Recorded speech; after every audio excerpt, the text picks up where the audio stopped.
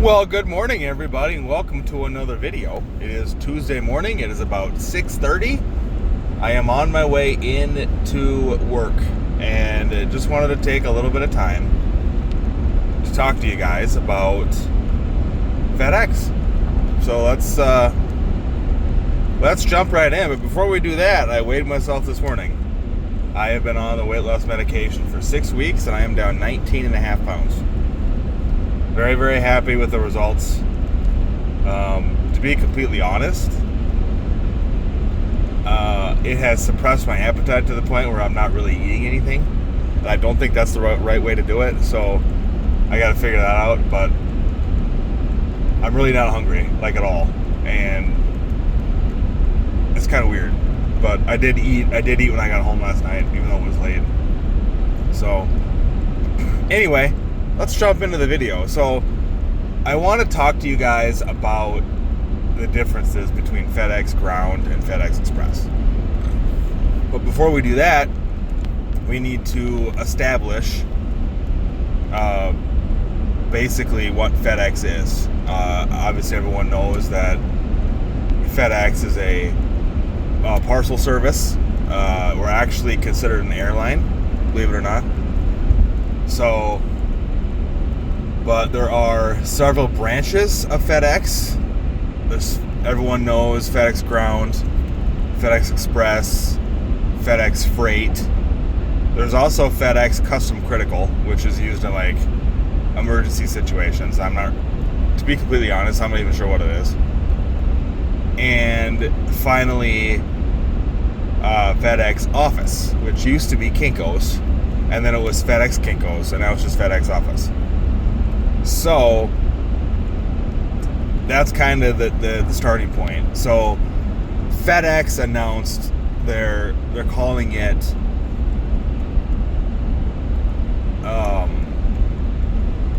something 2.0. Is it FedEx 2.0?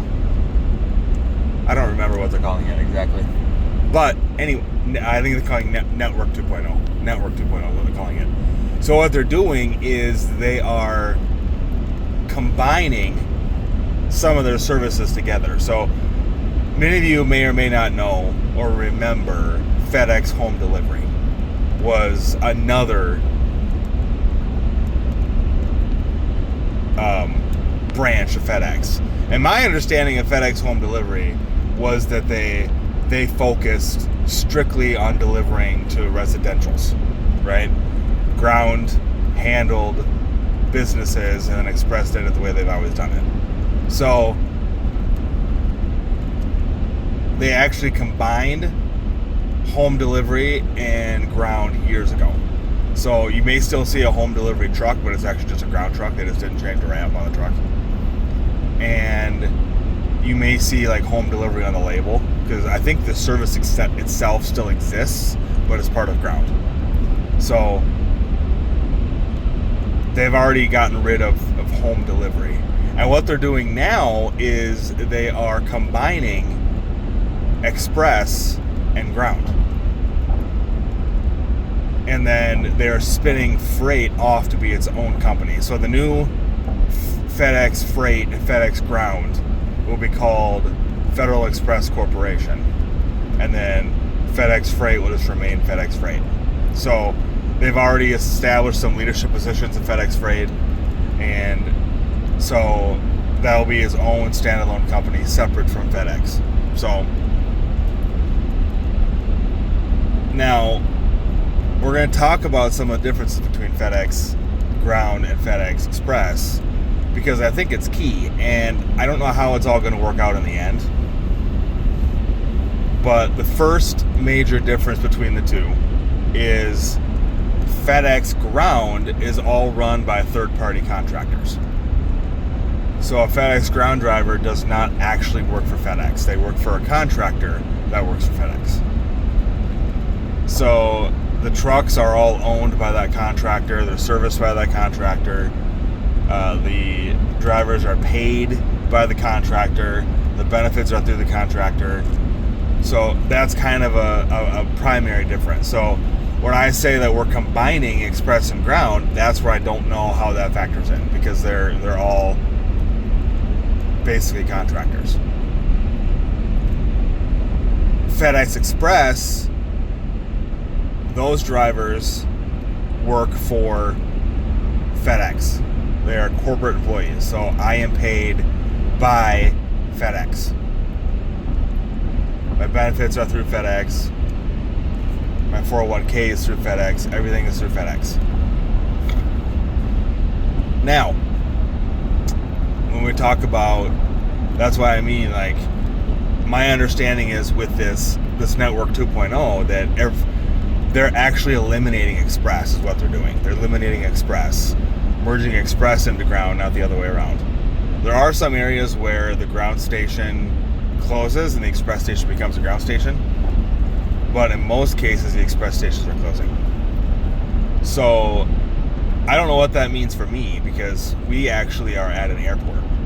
So I don't know how that factors in. I don't know what that means for our station. I know that no one's talking about it yet. So I think if it happens to us, it's going to be a ways away. So I know that every ground station that has gone through the integration, they have dedicated Express drivers that work there.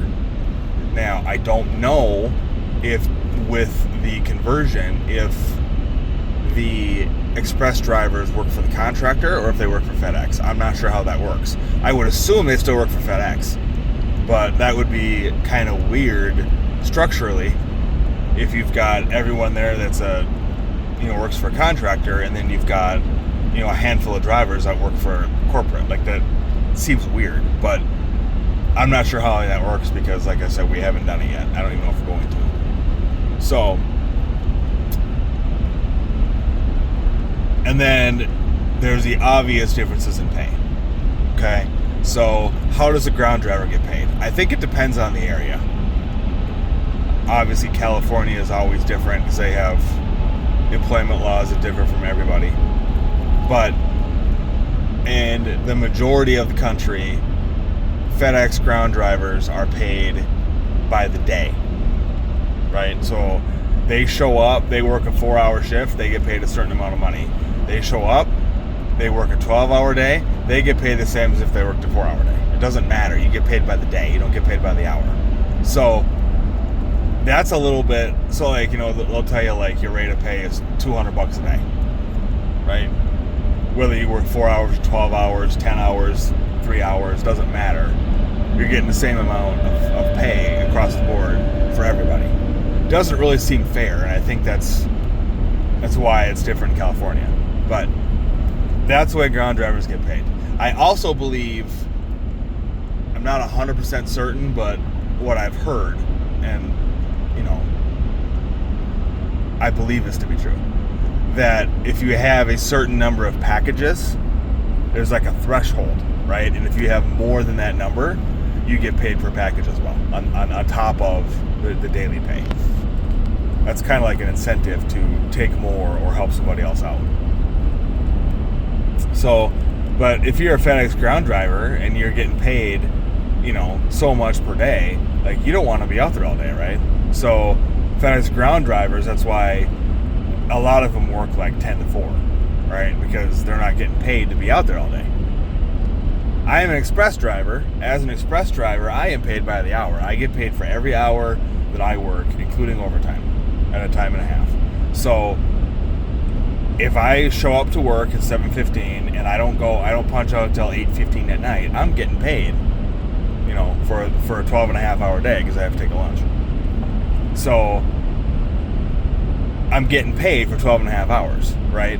And that has happened generally by, Friday by about 9 o'clock in the morning, I'm on overtime. But that's fine. So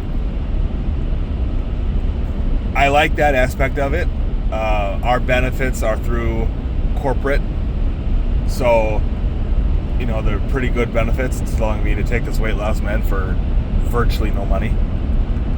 And we have 401k as well. And I know a lot of contractors don't offer 401k and they don't offer benefits.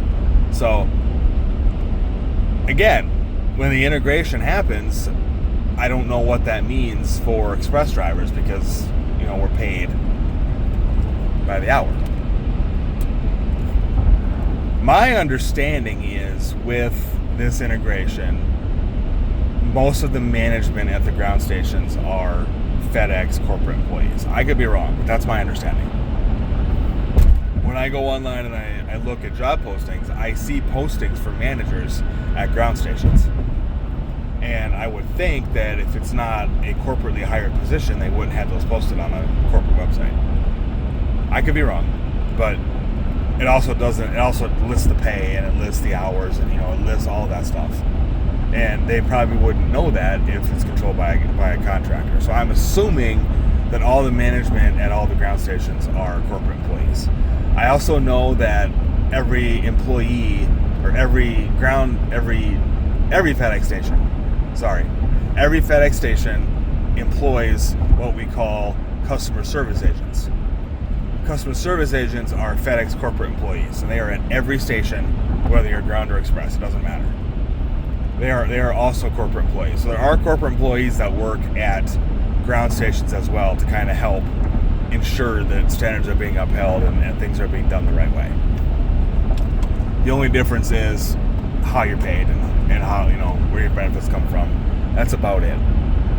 There are actual operational differences as well. One of the main ones being at Express, when I come in the morning, I'm walking into an empty truck and I have to load the truck myself. I have to scan everything on the truck myself. We have to do what we call a van scan, where we scan everything that's on the truck, and that ensures accurate tracking. It ensures that we know where everything is at all times, basically. So the customer knows when they're getting their stuff. And so in Express Driver, we do all that ourselves. We load the truck, we put everything where we want it. We load it how we want it loaded for the day.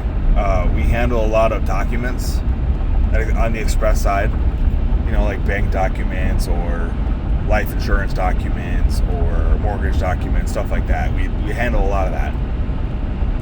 And yes, a lot of times in those envelopes there are checks, paychecks, or someone got issued a check by a life insurance company, and that's going to be in an envelope, right? We do have a lot of that on the Express side. I don't know what's what. You can't really tell. You just know who it's from. That's it. So on the ground side, when the drivers come in the morning, their trucks are loaded already, and it's already been scanned. So literally all they have to do is come in, turn their truck on, and drive out. That's all they have to do, right? And so they don't really, a lot of times they don't really know what they even have. They don't know the number of stops they have because it tells them on their computer, right? But like for me, I like scanning it myself because I know exactly what I have and I know exactly where I'm going.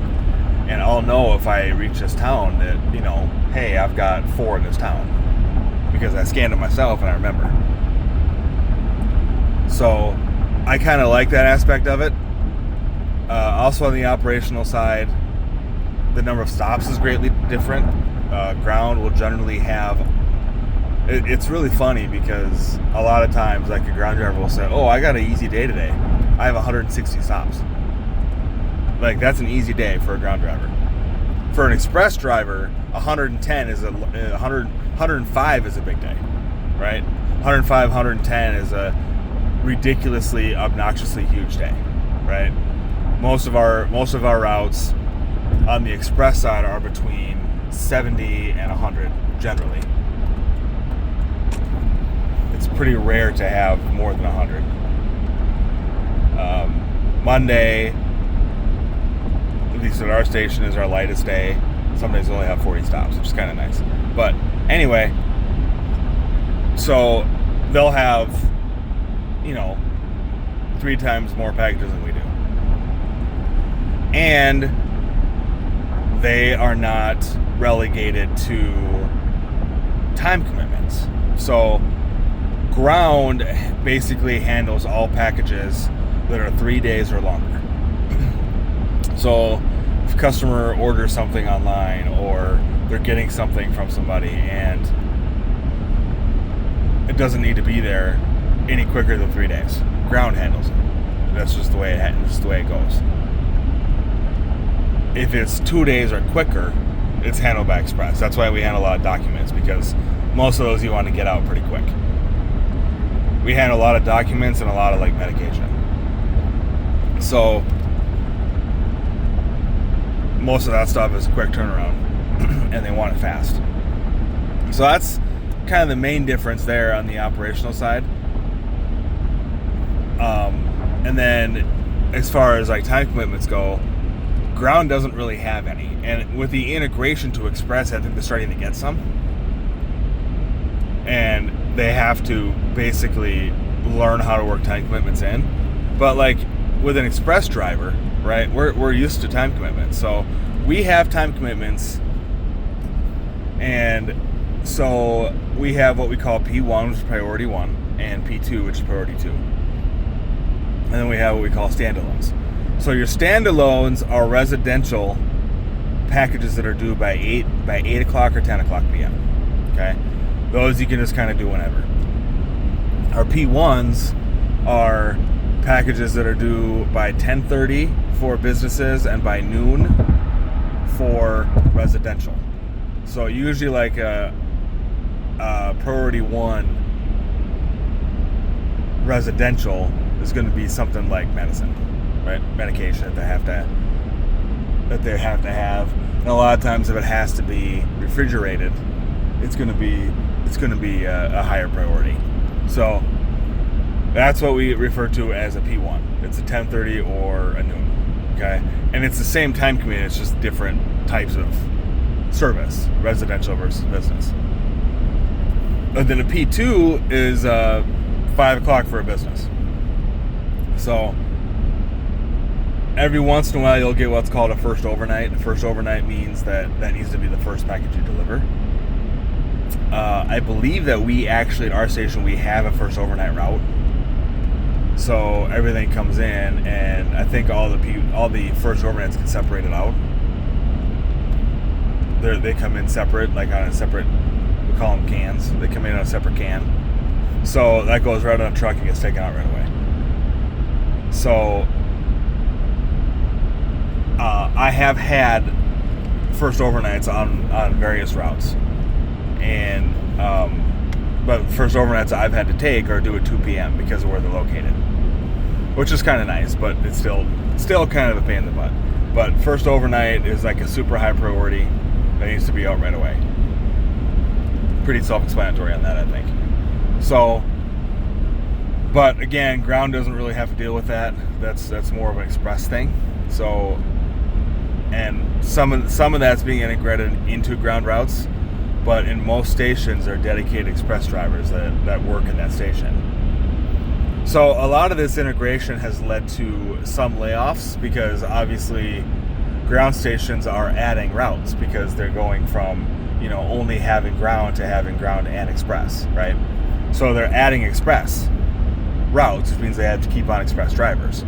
But that also means that not every express route is going to a ground station.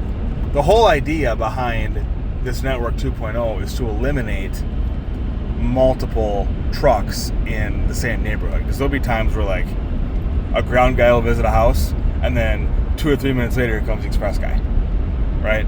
They're trying to avoid that. They're trying to eliminate the need to have multiple drivers in the same area.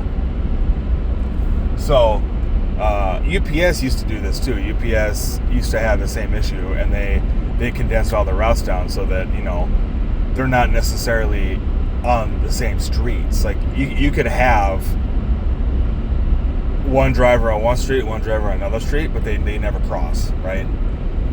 Right now, ground and express cross all the time, at least in my area. So every area that I've driven in, I've encountered at least one ground driver, and usually we're on the same street at the same time. So they're trying to eliminate all that, and that's why they're doing this. But again,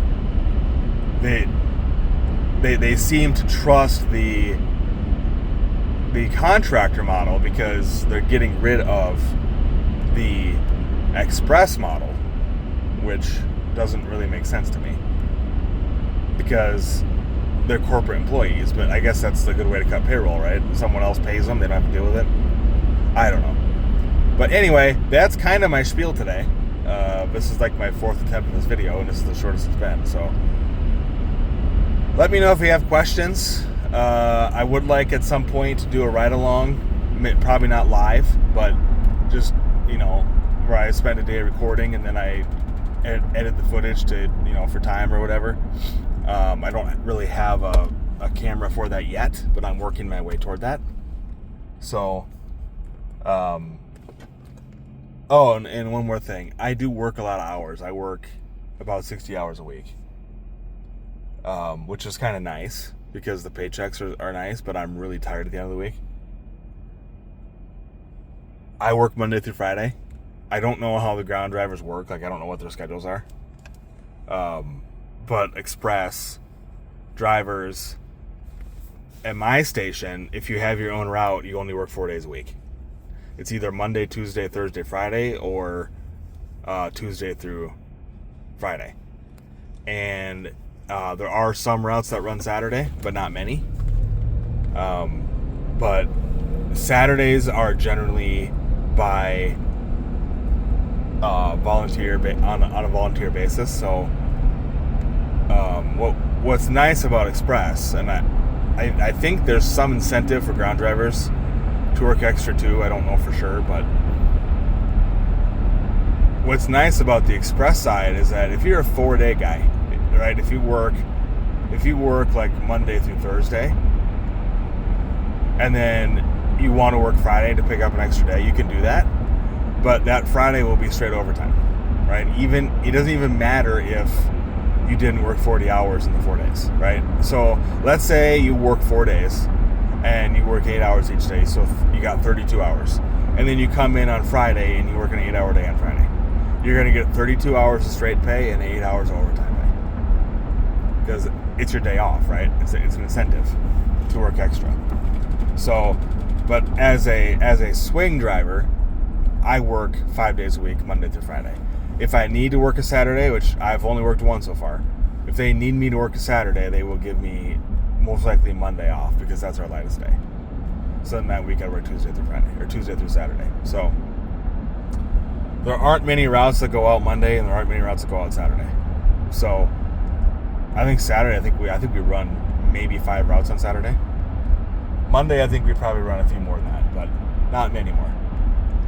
So anyway, that's my spiel today, guys. If you have any further questions, anything else you want to know, or anything you want to see on this channel, anything specific, please drop in the comments below. And I am planning on doing some sort of ride-along type of scenario. I did see a guy that did basically like a 1-hour video where it's just him making deliveries. I might do that, but in order for that to work, it would have to be a route where like I'm primarily in a residential area and I'm not encountering people. So we'll see. Maybe I can make that work. If I was to do anything where I'm filming while I'm working, obviously I can't show addresses, I can't show faces. I would probably mute conversations just to be on the safe side. But we'll deal with that when we get there. I'm hoping to get a little camera that I can either clip to my shirt or clip to my hat so you guys can just kind of get a POV video. It'd be kind of cool. But anyways, guys, that's going to do it for now. Be safe out there, and remember, it's a great time to be alive. Peace.